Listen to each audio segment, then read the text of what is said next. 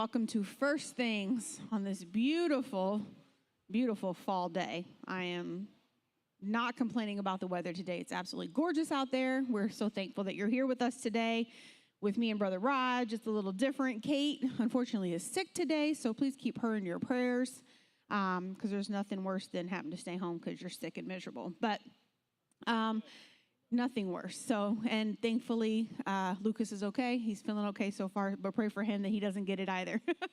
Because there's nothing worse than men being sick. I mean, your spouse getting sick when you've been sick. Hey. We're already off track. But we've been talking about change because that's what this season is all about, is change. And so we're going to start with our scripture today in Psalms 46. Verses 1 through 2, and it said, God is our refuge and strength, a very present help in trouble. Therefore will not ye fear, though the earth be removed. And so change is one of those most universal human experiences, and yet it often feels deeply personal. Even when God is leading us, even when the change isn't ultimately a good change, because not all change is bad, the process can still sometimes feel like loss of routine, loss of comfort, loss of identity, or people or places in our lives that once defined us. And though it highlights that God remains steady, our verse of scripture in Psalms speaks directly to feeling unsteady when your earth is removed. So over the past couple weeks, if you haven't been here, we've been talking about an unchanging God and adjusting to changing seasons. And today we're going to kind of bring those thoughts together, hopefully. And so when your earth is removed, when life kind of shifts, anybody been there? Yes, 100%. It shifts and God disrupts what is familiar to us and a season closes. How do we stay grounded, or how do we handle grief that comes with that? Even good change, sometimes there can be a little bit of grief. And more importantly, what is God doing in those moments? So let's explore a little bit. And we're going to start off with a question that'll get us going. Me and Raj here today, we're going to hold it down and share some wisdom with you, hopefully. Why do even good changes, new opportunities, answered prayers? I like that part of this question because we pray about things and sometimes they come and we're like, wait, that didn't exactly feel how I thought it was going to feel. So even answered prayers, spiritual growth, they can still feel like loss at first. Why do you think that is, that good change can even sometimes still feel like loss? Well, the thing is that we look at ourselves, and you look at humanity in general. We're kind of all creatures of habit, right? And throughout the different philosophies, there's all these philosophers and psychologists, and they've nailed down the basic drivers of people and what makes people tick. And one of the biggest needs for people is certainty. The ability to know things are going to remain at a constant is a secure feeling, because security and certainty go hand in hand, especially for women, because you picked on men earlier. Yes. Especially for women, certainty and security is a huge thing. So when change is not planned and it's spontaneous and it just happens, that's a disruption. And it's a disruption in our pattern. So, obviously it's going to feel uncomfortable. And that's really why even good change can seem disruptive and uncomfortable, because it's not something familiar. We're leaving what is familiar. Even though we might know it's better, there's a certain fear or anxiety about what this new thing is going to be looking like. And then on the flip side of that, you have, if it is a change that is caused by, what I determine as suffering as anything that includes loss, less or never, if that is involved, then you're suffering, then obviously that change is going to be, more negative than a positive, right? Yeah, so it could be anything. Like when you were talking, I was thinking about even getting a new job. Just the change of environment, responsibility, new coworkers. Am I going to succeed? I think sometimes we get so caught up in our comfort zone that the fear of, if I do step out into something new, will it actually work out? Will it actually go the way I planned it to go? And will it be successful? Because if I stay right here in my bubble, then I don't have to fear that it won't work out because I know it's going to work out because it's been working out for the most part, right? Unless it's a bad change. Yeah, and having gone through several career changes, it's so funny. One of my biggest ones was obviously I was in the military, and when I left the military, it was a whole different world. But the way, and man, that could be such a story in itself, the way I got out of the military. It was a total God thing. We don't have time for that story. Maybe we do today. But needless to say, I had just re-enlisted, and I had planned on being in the military for another 4 years, and I had just gotten in church. And it's so funny that you were talking major disruption in my life. I mean, I lost everything at one point. Everything. I lost a house. You people look at me today, don't know that I lost everything.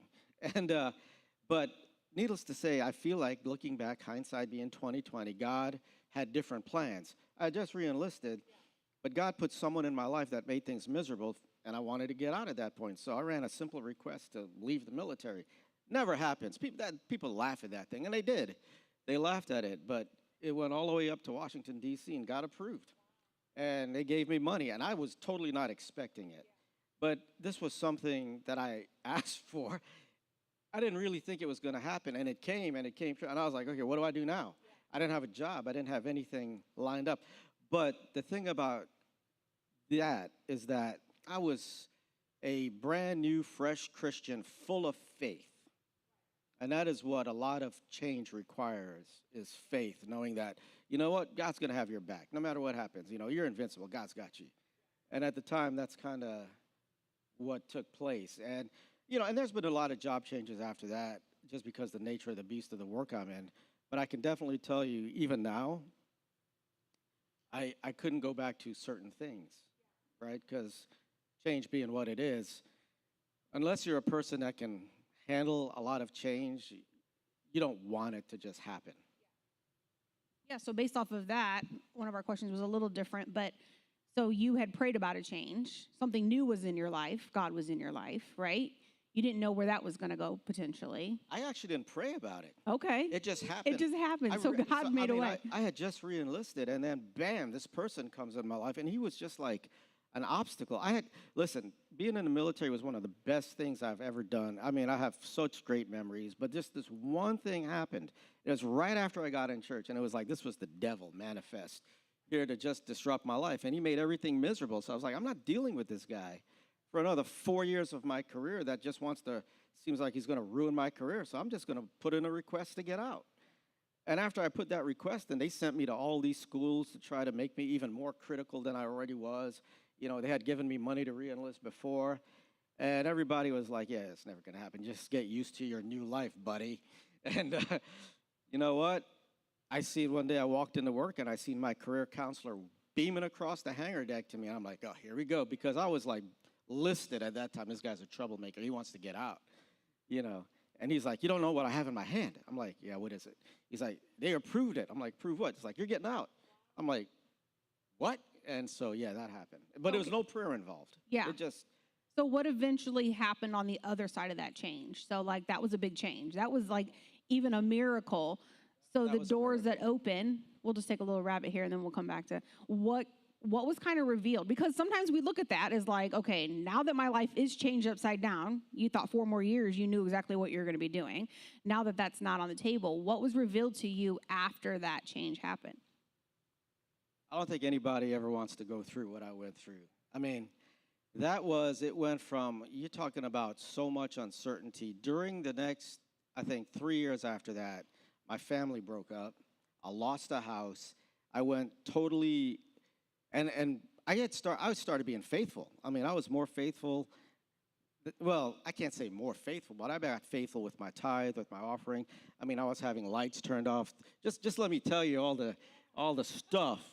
All the positive things that happened. I was having lights turned off. I was losing a house, but I was like, God, if I'm going to do this, I'm going to do this, right? And so I went through a period to where I lost just really like everything. And you're like, I think I'm doing the right thing here. What's going on? But then, shortly after that, it just like, we have a term we use in financial world. Things just went parabolic. It went low, then all of a sudden it was like a springboard, and it went boom. But I couldn't see that coming. But I had to live through that period, right? That was the first valley, I guess. When you look back, you kind of see a bigger picture, knowing that God is still there, no matter how dark things seem to get. God is still there. But that's changed. That you can handle it. Let me tell you, if it's coming at you, you can handle it. Just look at me. I've been through it. You can handle it. You can make the tough choices. With God, you can do God. it. Just stay in the house, stay under the blood. That's right. If there's nothing else we're going to say today, is if you're going through it and changes come, stay in the house of God, stay under the blood of the Lamb. Yeah. Stay in those doorposts. The angel of death will pass over you, and you'll be okay. The one thing you never change is God. Never change. That is the constant. Everything else around you can just be whirling, twirling, flipping.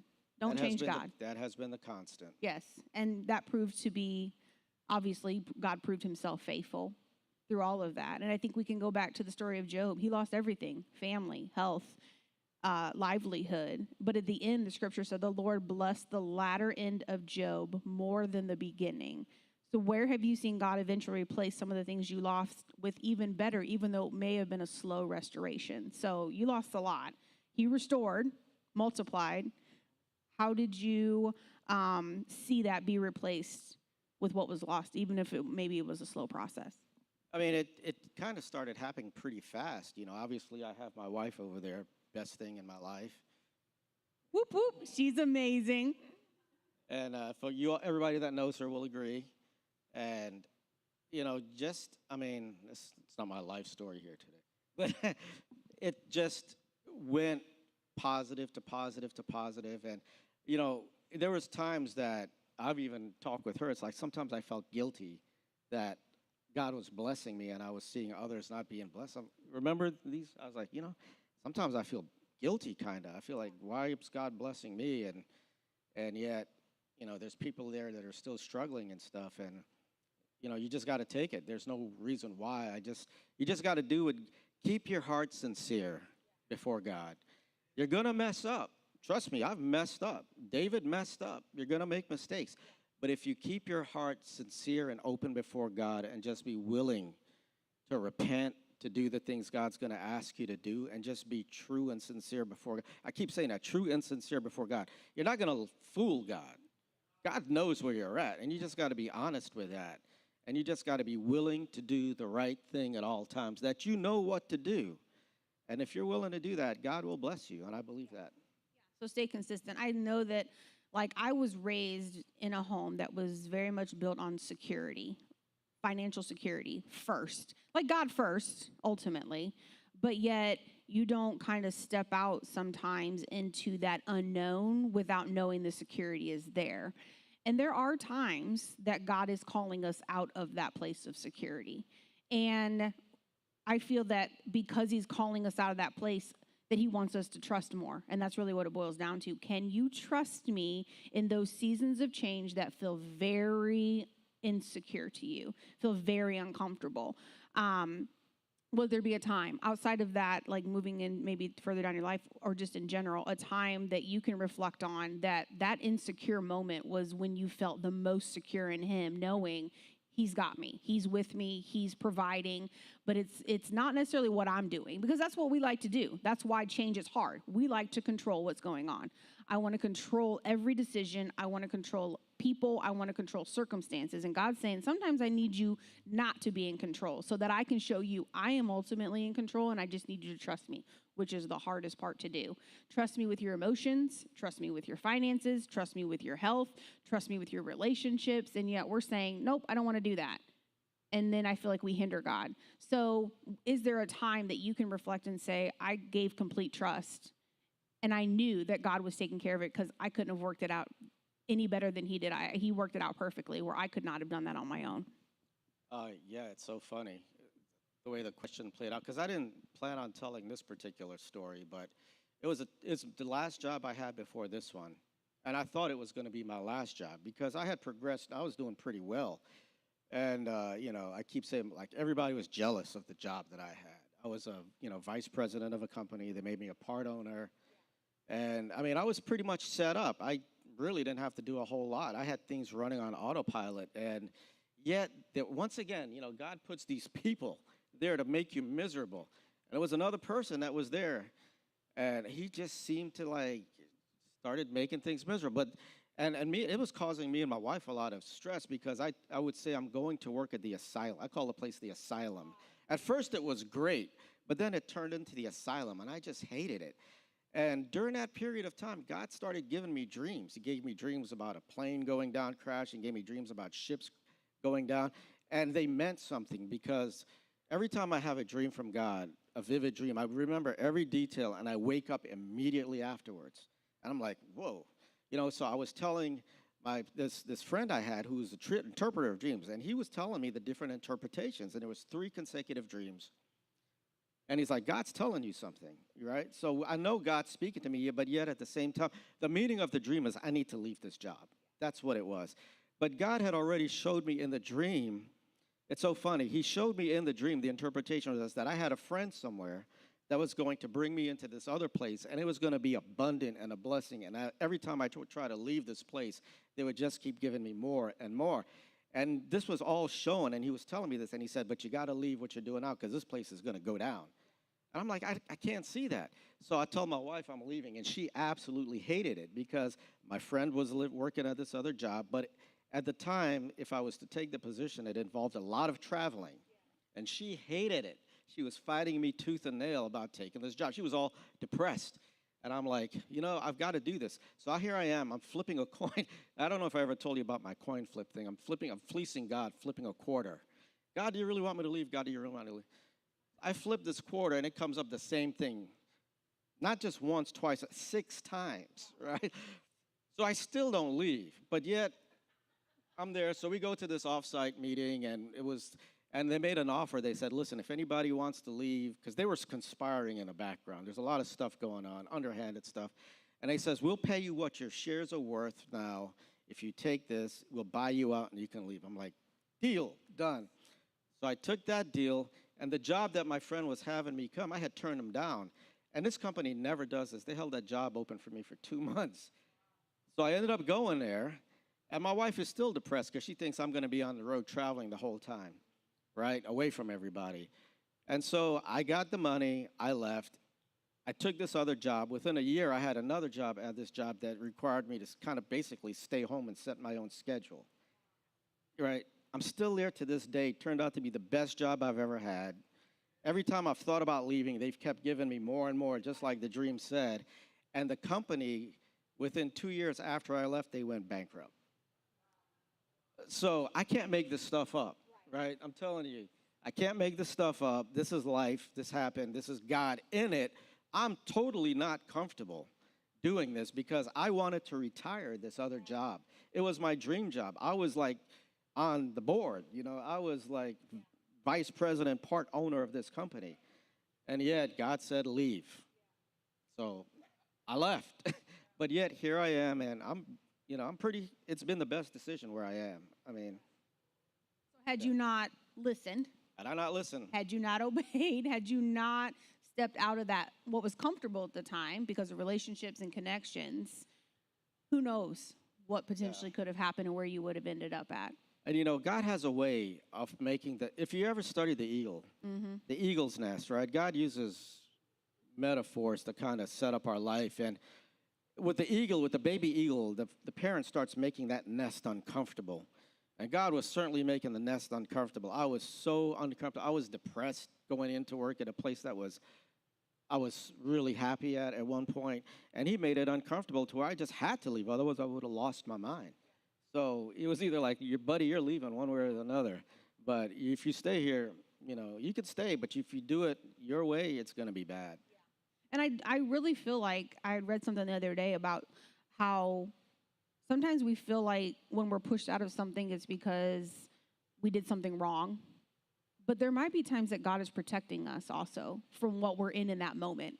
And he's giving us an outlet. He's giving us a place to go that he's like, I've prepared a place for you that is way better. You don't see it now. You don't know what the outcome's going to be. But I'm trying to protect you from where you're staying, because where you're staying down the road will potentially be very deadly. Maybe not physically, emotionally, mentally, relationship-wise. It will cost you a lot.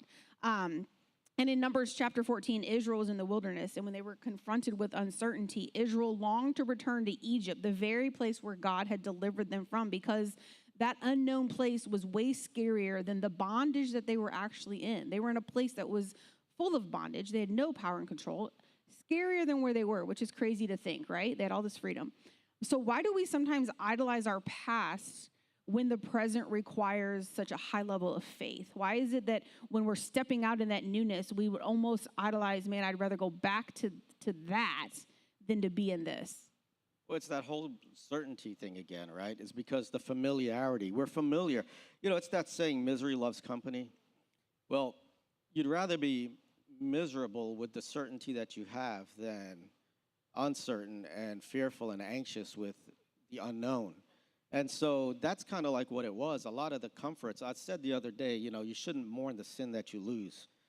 And sometimes the sin that we're mourning that was Egypt is something that was holding us back. But it was something that we knew, and it gave us a certain amount of comfort. And that's why, you know, sometimes we have to be careful with the things that are bringing us comfort and a certain amount of relief, that they don't become a trap and an addiction or something that it's a reliance upon, to where now we are always looking back, and that is like a hook in us to keep us from going further.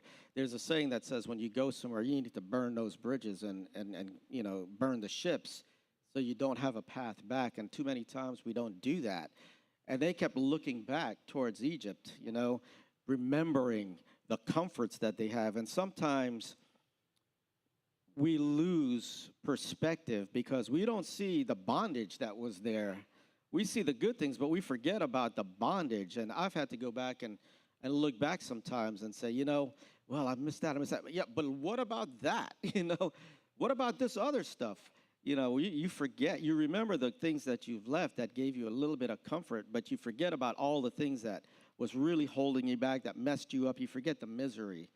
Kind of And maybe that's that. a gift, you know? We downplay that. We It's like, oh, it downplay wasn't that. that bad, or I overreacted, or I was in a negative place, and we don't really call the facts of what they were. That's exactly how it was, and this is what we were experiencing. This is what we were dealing with. But what would you say that some of our modern day, like, Egypts are? What are some things nowadays that kind of hold us in that place that people won't let go of? That they, Well, you know, I can, and having been there, I could tell you probably the number one thing is toxic relationships, you know?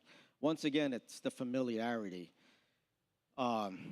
Obviously, the people that you keep associations with, your close people, they're going to have a big impact on whether you're successful or whether you don't succeed in life, even your salvation, right?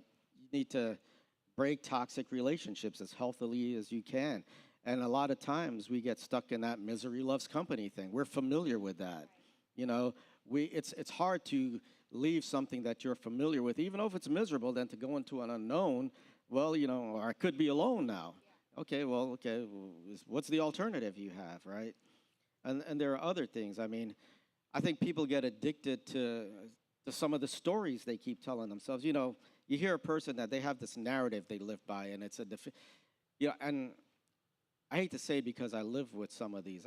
You know, a lot of people, I don't know, many of you know I have children, one in substance abuse, and they have this narrative she keeps telling herself, and it's like, but that's not the truth. But that story gives you kind of like a crutch. You know, you could go back and say, well, this happened, and this happened, and this happened. You keep sticking to that story, you're never going to get to where you need to go. You're going to be stuck in that narrative that you have painted and created for yourself. You know, there's a saying that says that there's always one person in every generation that breaks the barrier, the limits of that generation, of that family, right? And sometimes being people, and I'm kind of jumping all over the place here, because it's only me, right? So you have to watch out for the story you tell yourself. Some people get stuck in that narrative. And then we're being people of habits. A lot of time, me and my wife were kind of just talking about this, and what causes the mind shift? What causes the shift in a person, you know, to actually change? Being people of habit, we kind of like to stay in that familiar zone because it's familiar, it brings comfort, it brings security, but we have to be careful sometimes, especially if we have like addictive personalities, and we all have an addictive personalities. There are things that we hold on to. Like I said, I have kids that were substance abusers that are, and I watched the pattern of what happened. And it was one thing that led to another, because all of a sudden the thing that they were doing wasn't strong enough, or they needed something better and new, and they led them to another thing and another thing, to where now it's a bondage and a trap. But until I hear them say that I hate that thing that has caused me all this grief and that has destroyed my life, because they can't see where they are, right? They have still hold on to that. Until they say, I hate that thing that is keeping me where I am, or that is keeping me from going where I'm supposed to go or progressing. And that's, Lucas looked at me because he actually mentioned this. Then there is no room really for growth or for breakthrough or for change. And those are some of the Egypts that people kind of get stuck in. They get stuck in that thing that is temporarily giving them a solution, a fix, a comfort, because it's familiar, it's safe, and maybe it's needed for the time, but we have to break free of the restrictions that hold us to really move forward, because the unknown is all faith-based. And that is, I watch my son Jeremiah as he lives this life an evangelist. And it is so much uncertainty in it. There is so much uncertainty. I couldn't do it. I don't know how he would do it. And he's probably had to let go of Egypt so many times. But getting back to the focus is that, what are the Egypts? I think habits and addictions. I think toxic relationships. I think the story that we tell ourselves. Sometimes it could be career. We're familiar with the job that we're in, and we don't want to leave it because we know it, and we don't want to take the steps that's needed, because sometimes it takes a lot of hard work and effort to move forward. There's a lot of, I talked about this the other night, self-discipline that is required to really move forward. And to really leave Egypt, you have to apply self-discipline to say, no, I am not. You have to look at that thing and face that thing and say no. And, I don't know how far you want to go. No, that's good. No, I think it boils down to us, ultimately. Like, we're very comfortable. I know I am in the same boat at times of wanting to not take accountability for our actions. We want to put the responsibility on somebody else and not discipline who we are and acknowledge, I need to discipline who I am, because society has taught us that. Just be who you are. You don't have to worry about change. You don't have to worry about growth. You don't have to worry about making yourself better. Be who you are. People just have to accept you for who you are. And God, I think, is the complete opposite. He's trying to constantly grow us. He's trying to constantly teach us disciplines. He's trying to constantly teach us that we need to be above and beyond just the average. I've called you to greater things. I have more planned for you. But it's just so much easier for me to say, you know what? I'd rather just stay over here, sit in my lazy boy, watch my TV shows, and not take responsibility for anything else going on around me.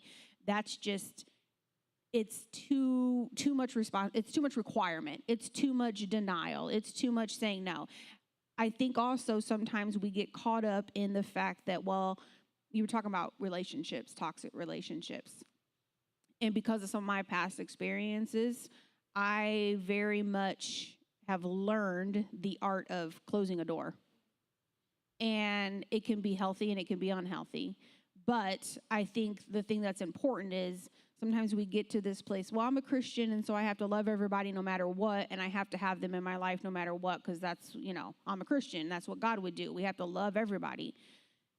And today I want to kind of bedunk that just a little bit and say, yes, I can love somebody, but if they are toxic in my life, if they're negative, if they don't align with my morals, if they don't encourage godly things in me, then I absolutely 100% will not be in close proximity to you to have influence over me.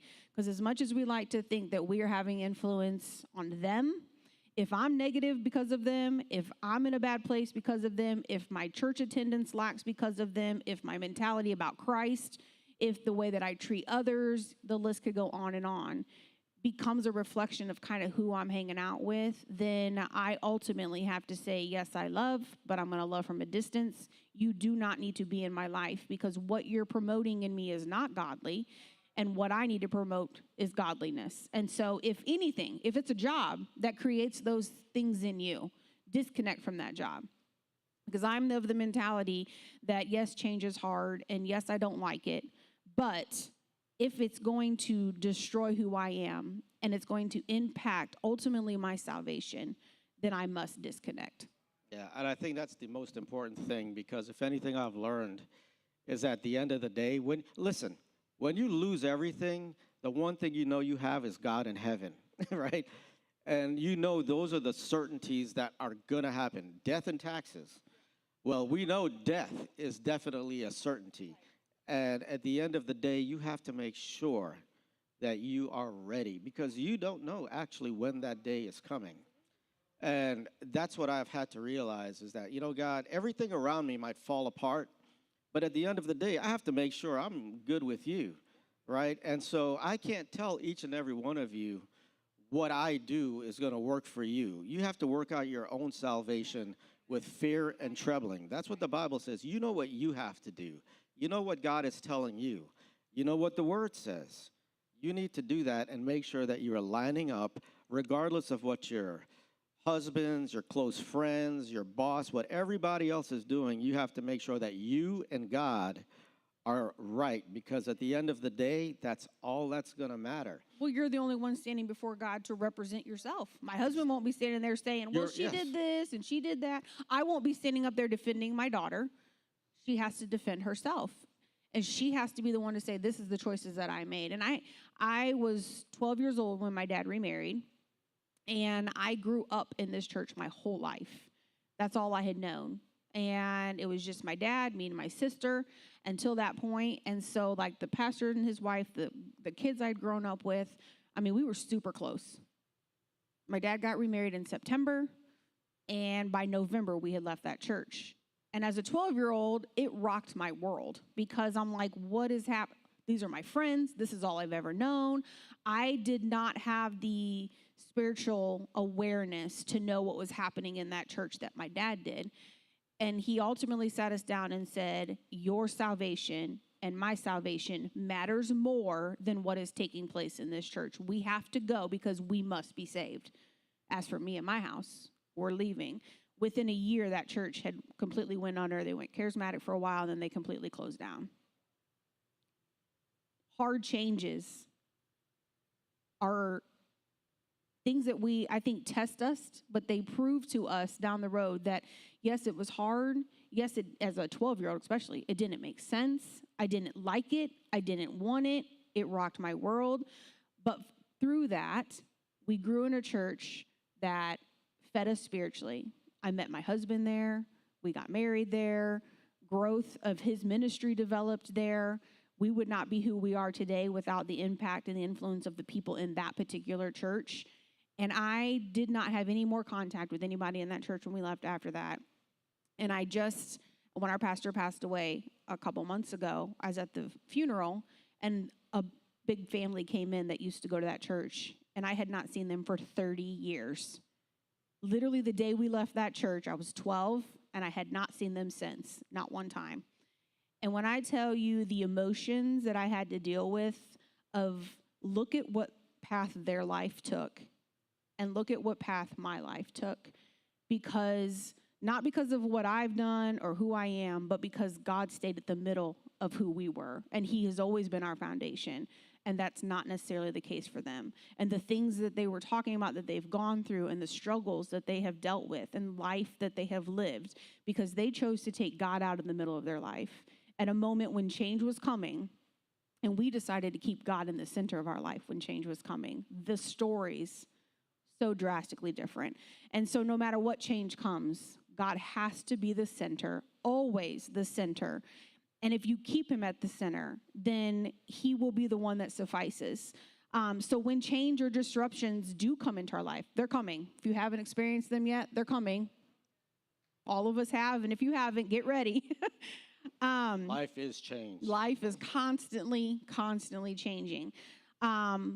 In your life, God might be using you this change, this particular change. If he hasn't used the other ones, and say you ignored them, because I've ignored lessons in change. There's been things that have happened in my life, and I've kind of like, oh, well, I don't know why I went through that, but I didn't really learn from it. And he's like, well, let me give you another lesson. Let me put something else in your life, and maybe you'll learn from this one. And so when that disruption comes and God uses that, is he using that for new purpose and influence and new territory? What would you say? What advice would you give of take advantage of every change as an opportunity for growth, for new territory, new lessons? Because when the change comes, sometimes we're not prepared for it, but there is a lesson in it no matter what's going to happen. So what advice would you give to embrace that new change, that new territory, new visions, purpose that might be coming out of it? So, the thing is that the number one thing is always keep God at the center of your perspective. Let God be the focus lens of how you're looking at everything happening in life through. That's how you interpret life, is through God. And how do you do that? Is through the Word. Is everything lining up's happening? How do I live this change according to what the Bible advises, right? That's the first thing you have to have. The other thing I would say is always be gracious, that God has given you an opportunity to grow. I hate to say that I've learned most of the valuable things later in life that I wish I knew, 30 years ago. Well, I would have really been good had I known this, when I was younger. But now this is part of the influence that I have, is that I could tell everybody else that's not gone through that yet, is to always be thankful that you still have this opportunity to embrace this change and to grow from it, because with every change, there is the opportunity for growth. Life is about growth. I have a gym mentality that muscles don't grow until you break them down. And sometimes God does a breaking down, and it's not breaking down so much as it is a transformation and a renovation, because God is building up a stronger thing. And so the question being is that what advice do you have with the new change, and how do you embrace that? I mean, I've just gone through some change. It didn't really happen directly to me, but it happened to those around me. What it did for me is it shifted my focus, because I seen what the effects of sin and reckless living does to people that I love. And I kind of made it a mission to say, God, I don't want to see anybody else suffer without having told them what I know. And if I see them going on a track and I can give them words of advice to say, listen, I've seen where this road leads. You need to hate sin. You need to hate the thing that holds you in bondage. You need to embrace God. You need to stay in the house of God. You need to stay under the blood of Jesus. And if you do that, things will work out right. But you've got to let go of the Egypt and of the bondage, the sin that is holding you back, and it is keeping you from getting closer to God.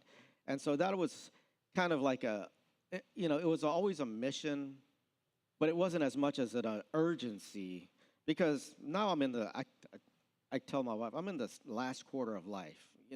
I've only got a certain amount of time left, and I'm going to do everything I can to kind of help people get to where they can be the best that they can be and to be saved. And that's really the perspective and the focus that my latest change, disaster, catastrophe has done. It's actually kind of propelled me and gave me fresh focus to say, listen, I want you to be saved. I want everybody here to be saved. I love all of you, and I don't want to see another person suffer because of what the devil is trying to do to blind you from the goodness of God. Because you do have an enemy, you're in a battle, and you need to recognize this. We all have a testimony. We all have a story. And until the day we die, our story is not over. He's still writing our story. And I think from the things that we go through, the changes that we experience, some of it is loss. Some of it is things that have been cut away. People that left the church, that's a loss. All of us have felt that loss because they're souls and they're people that we love, and we love being around them, and we love them being a part of who we are. So that is a loss. But ultimately, when it boils down to our life and our choices, we have to be in control of the things that we're doing and the choices that we're making. We have to make sure that we're impacting others, that we're using our story for a positive impact. These are the things that I've gone through. These are the things that I've dealt with. These are the things that I've been dealt in life. And this is how I overcame it, but not by myself. It was because of God. Me and God together, which is the most dynamic team ever, we overcame this together because I did not give up on him and he did not give up on me. And so as we navigate change, individual and as a church, let us remember that God never will ask you to step into a new season without first stepping into it with us. You're never alone. Every change you go through, he's right there beside you. He's the same yesterday, today, and forever. And yet he consistently is moving us and prompting us, convicting us to move forward. He does not want us to be stagnant. He does not want you to stay where you are. He has greater things for you. And so if change has felt like loss in your life, remember that God sees you. God knows you. He honors what you have gone through, but most importantly, he redeems us. And he never leaves us. And so often the very place where we feel loss is the place where God is preparing new life. The season may change. You may serve and you may feel like it's never going to be the same, but we serve an unchanging God. Aren't we so blessed? An unchanging God who brings purpose out of every transition and hope out of every loss. So we may be in winter right now, but you know what that means? Spring is coming. Stay consistent. Don't give up. Focus on, keep the main thing, and God is the main thing. Thank you so much, Brother Raj, for your insight. Thank you so much for always being willing to be vulnerable and share personal experiences with us. Don't stop doing what you know to do. Change is something that is just part of who we are, but God is the one that never changes. So thank you for being with us. We got about 20 minutes before our next service. We'll give you a couple extra minutes today to use the restroom. Come back here ready to tap in, to create an atmosphere, because I want to see what God's going to do and the lives that he's going to change today in our service. God bless.